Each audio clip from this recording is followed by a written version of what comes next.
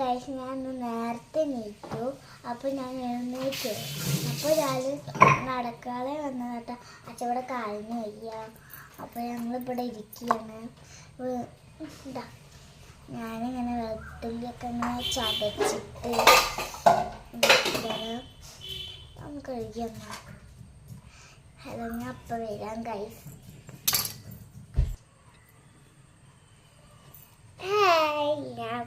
ഇത് ഞാൻ ഇപ്പം പോയത് ഇത് കഴുകാനാണ്. എൻ്റെ ഫ്രണ്ട് അപ്പോൾ പുതിയ സ്കൂളിൽ ചേർന്നു. അപ്പത്തേക്ക് ഫ്രണ്ടായി. അപ്പോൾ ഒരു ഫ്രണ്ടിക്ക് ഇത് തന്നതാട്ടോ. അങ്ങനത്തെ ഒരു സാധനമുള്ള